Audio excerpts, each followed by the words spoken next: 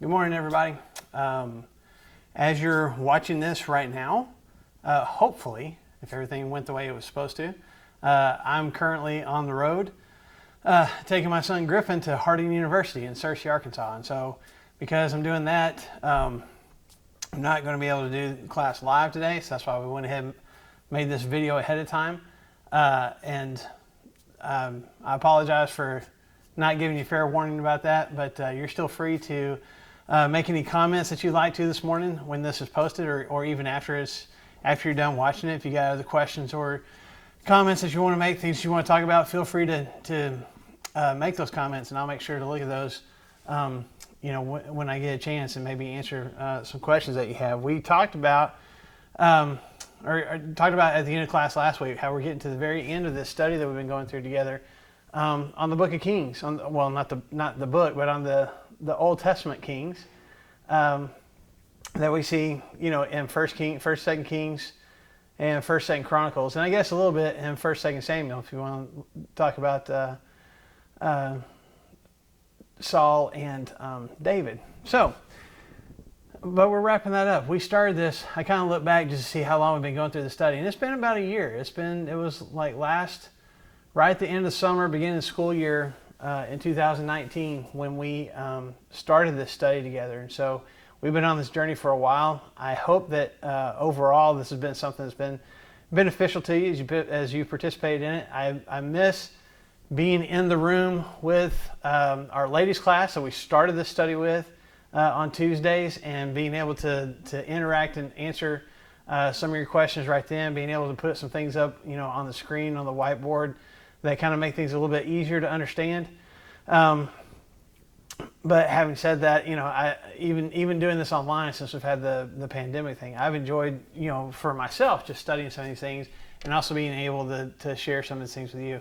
I also recognize that, for me, I tend to sometimes go down maybe some rabbit holes, maybe go along a path that might, either bore you or make things even more confusing for you. And I hope I haven't done that too much. And if I have, I hope I've gotten us back on track pretty quickly after that. So I know throughout this whole study, there's been a lot of names, a lot of cities, a lot of different things that are hard to pronounce and hard to keep track of. And so I know some of you took some notes, and some of you just were like, that's too many notes for me to take. I'm not in school anymore.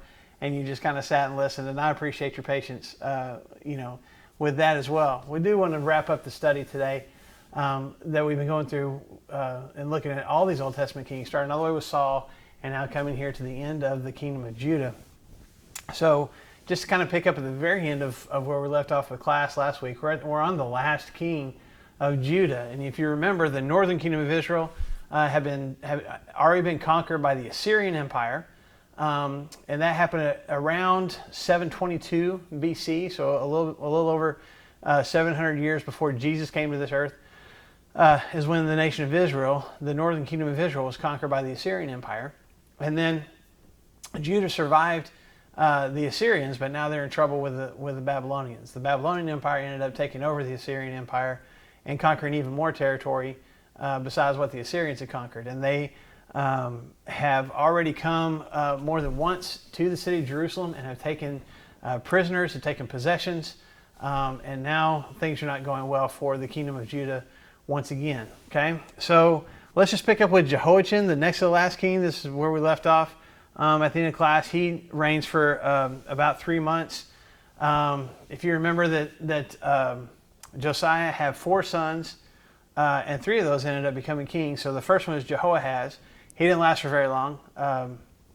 Pharaoh Necho got rid of him and put his brother Jehoiakim on the throne. And then, after a certain amount of time, let's see, if I remember right, he was captured by the Babylonians and taken away. And his son Jehoiachin was put in his place. And we talked about him for just a few minutes last week. But also, Jehoiachin only reigned for about 3 months, and then Nebuchadnezzar, the king of the Babylonian Empire, ends up getting tired of him and takes him away and takes him prisoner, and also takes away the queen mother, a lot of the officials, a lot of the nobles, any families with wealth or status, and only leaves the poor people in the land. That's pretty much all that's left in the land of Judah. Judah's been decimated, hardly has any military anymore. The economy is shot. People have been taken prisoner and been taken away. It's just kind of a destitute land, and that's the kingdom that Zedekiah, this third son, so the other brother of Jehoahaz, is made king. So that's where we left off last week, is with Zedekiah.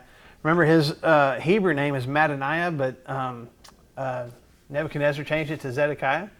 And then just in his 11-year reign, he continues down the path of making poor choices, not being the kind of king that God wanted him to be, not leading the people in the right kind of worship, still worshiping idols, still doing the things that God didn't want not only his people to do, but definitely didn't want kings to lead them down that path. And he eventually, after just a few years into his reign, he rebels against the Babylonians. Again, not totally for sure why. Maybe he thought that it was a destitute enough country now that Nebuchadnezzar's not really going to worry about it. Maybe he thought that he was powerful enough to resist, or maybe he thought that the Egyptians or somebody else would come to his rescue if he fought against the Babylonians. We don't know for sure, but he just decided he's not going to pay tribute. He's not going to be a vassal to the Babylonians anymore, and he's going to end up paying the price for it. Now, we also talked about one of the main prophets during the reign of Zedekiah is a guy named Jeremiah. We talked about how Jeremiah has several interactions. We have already seen some of the interactions they had with Jehoiakim, who was Zedekiah's brother, that was king before him. But now looking at Zedekiah's reign, there's several different things several different interactions that when you read through the book of Jeremiah, you don't see these talked about in Kings or Chronicles, but you see them in Jeremiah. You get a clearer picture of really how bad things were in Judah during Zedekiah's reign. So I'm not going to go through all those stories again, but just kind of going back through, in Jeremiah chapter 21 and in Jeremiah 29, there's two different interactions there. As a matter of fact, the one in Jeremiah 29 is not Jeremiah's interaction with Zedekiah. It's with people who have already been taken captive, these 10,000 plus people who are already over in Babylon, and hoping that they're going to get to come home soon. And Jeremiah telling them, "Nah, you're going to be there a while. It's going to be 70 years. You might as well get comfortable and build a home and get used to being there, because you're going to be there for a while." We talked about Zedekiah. Some of his officials not liking Jeremiah's messages, about his messages of doom and destruction, and they end up throwing him in a pit at one point. One story that I didn't talk about, because it doesn't really mention Zedekiah himself, but there was another official that didn't like what Jeremiah was talking about, and ended up putting him in the stocks. You've seen, maybe at Silver Dollar City or someplace like that, you see somebody in the stocks, they got their hands through the kind of the piece of wood and stuff.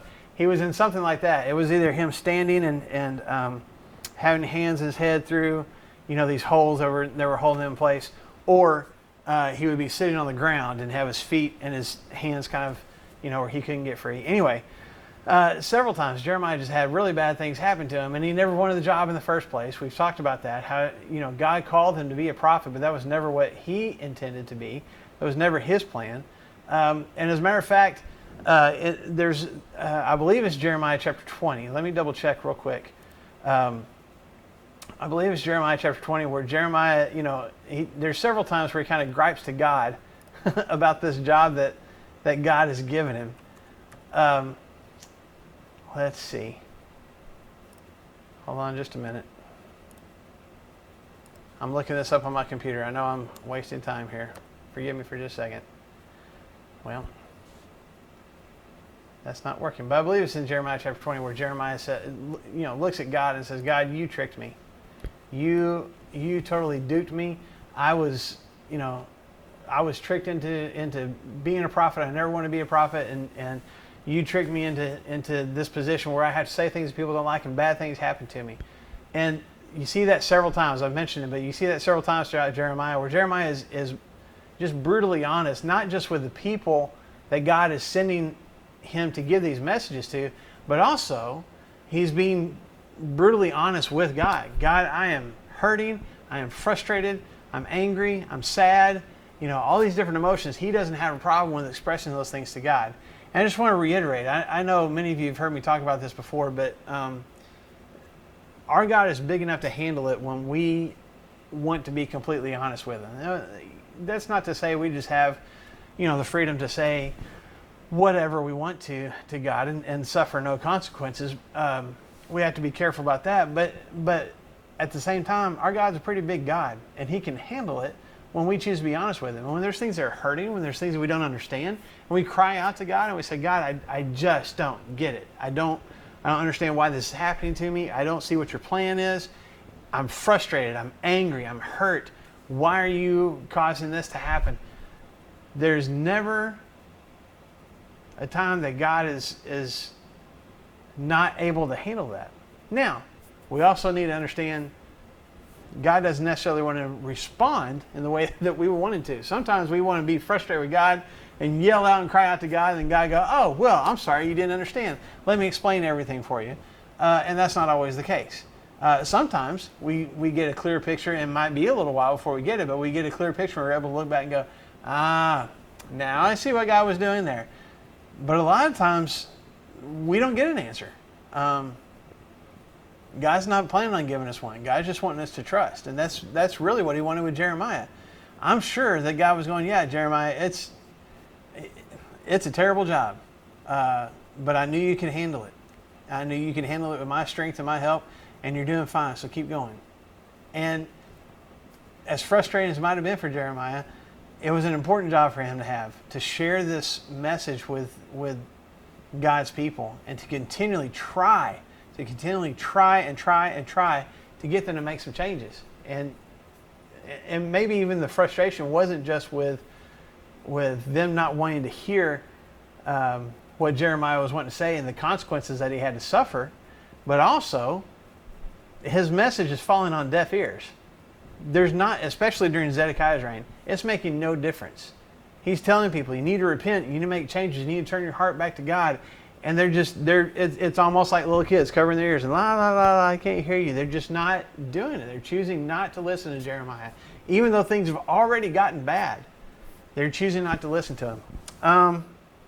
Okay, so we left off, I know I did a little more expounding than I intended to, but we left off last week at the very end of Zedekiah's reign. So we talked about these different instances in Jeremiah. I didn't re-mention Jeremiah 32, 34, and chapter 37, 38, where Jeremiah has these different interactions with Zedekiah. But if you go to 2 Kings chapter 25, do you remember, let me interrupt myself again, do you remember me saying last week that if you look in 2 Chronicles, the last 4 kings of all the kings after Josiah basically get a paragraph written about them, and that's it. There's not really a whole lot of details about how Judah kind of met its final end. Okay, but 2 Kings gives some more details, and then Jeremiah does too. So, looking at 2 Kings chapter 25, if you want to turn there or scroll there or tap there on your Bible apps, and then also we're going to look at get some information from Jeremiah chapter 39.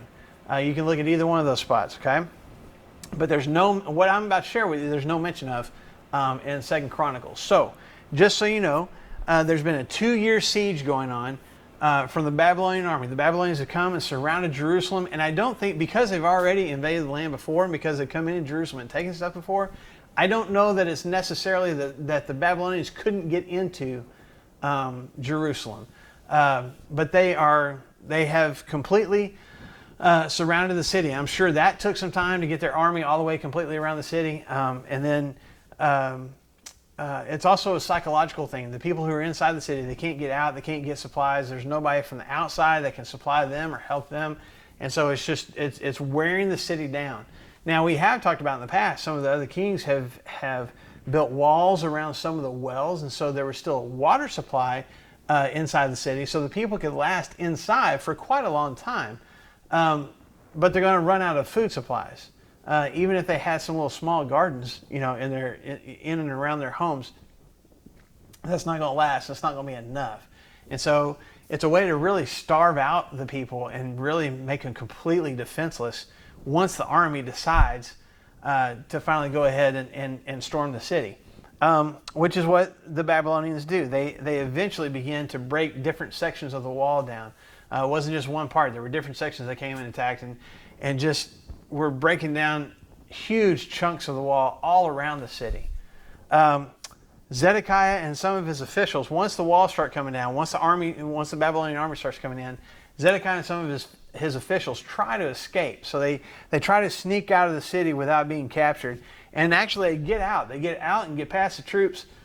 And then the Babylonians realize Zedekiah is not here anymore. And so they chase off after him. And he gets all the way to the city of Jericho, which is several miles away. I mean, it's over by